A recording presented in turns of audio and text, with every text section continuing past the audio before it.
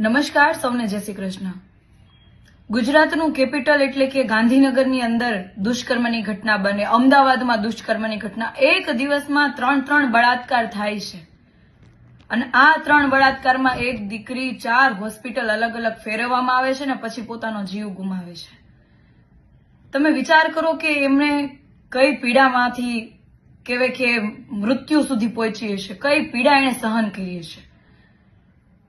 એના પરિવાર, એમના મા બાપે જે આ પીડા જોઈ હશે ત્યારે એમનું શું થયું હશે। એક દિવસમાં 3 ઘટના એટલે કઈ નાની વાત ના કહેવાય। એક પણ ઘટના ના બનવી જોઈએ, એની જગ્યાઓ પર 3 બળાત્કાર થાય છે।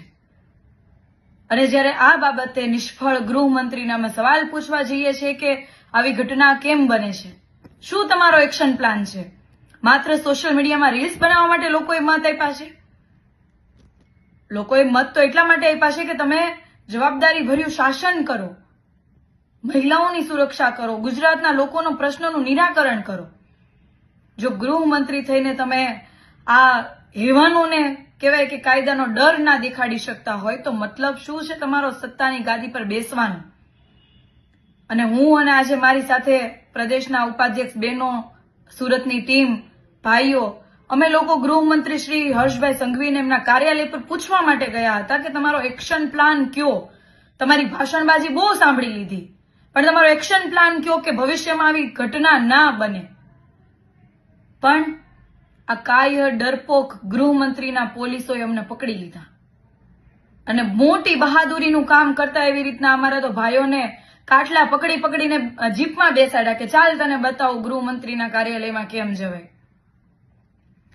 હું એટલું જ કહેવા માંગુ છું કે આ બધી તાકાત આજે હેવાનો ખુલ્લા ફરે છે ને એની સામે બતાવો, ડ્રગ્સ માફિયા ફરે છે એની સામે બતાવો, દારૂ માફિયા જે છે એમની સામે બતાવો। વિપક્ષનો અવાજ દબાવીને, વિપક્ષમાં જે લોકો કામ કરી રહ્યા છે એમનો અવાજ દબાવીને કઈ નથી થવાનું।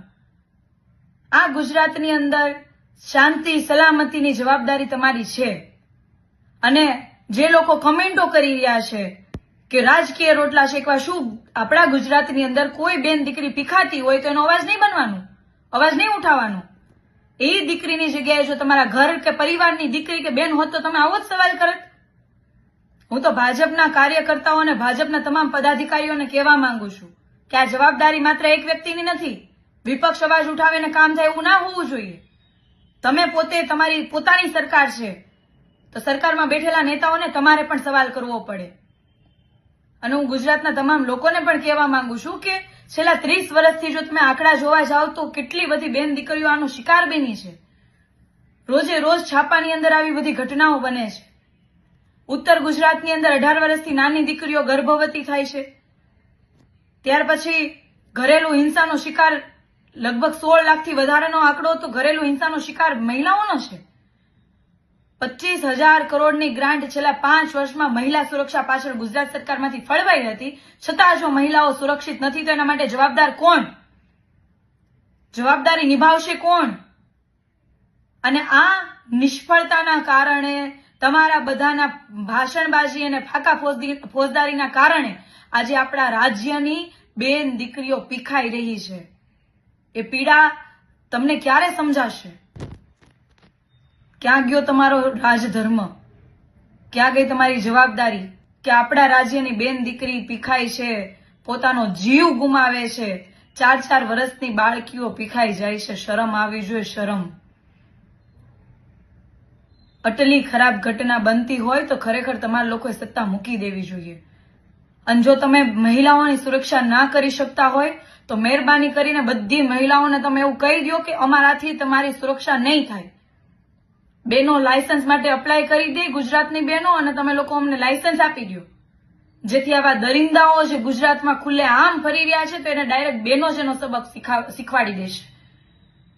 કેમ કે ગુજરાતની અંદર સત્તામાં બેઠેલા આવા ભાઈઓ જો નપાણિયા હોય, જે બહેનોની રક્ષા ના કરી શકતા હોય, તો એવા ભાઈઓને સત્તા પર બેસવાનું તો દૂરની વાત છે, ખરેખર આવા લોકોએ તો ઘરે બેસવું જોઈએ જો બહેનોની રક્ષા ના કરી શકાતી હોય તો। ખૂબ દુઃખની વાત છે, શરમની વાત છે કે આ શાસકોને જરીક પણ શરમ નથી આવતી।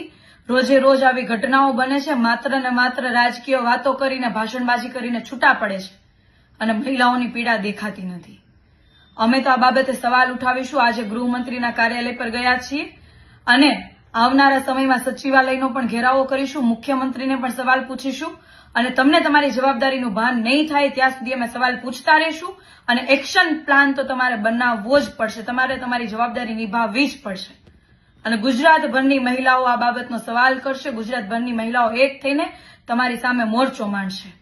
આજે તો માત્ર અમે ગયા હતા, અમે સવાલ પૂછવા માટે આવ્યા હતા, પણ આવનારા સમયમાં ગુજરાતની એક એક દીકરી, એક એક મહિલા જ્યારે અવાજ ઉઠાવશે ત્યારે તમે કોનો અવાજ દબાવશો? એટલે સમય છે, હજી પણ સુધરી જાઓ, જાગો અને મહિલાઓની સુરક્ષા માટે કોઈ એક્શન પ્લાન બનાવો. જય હિન્દ.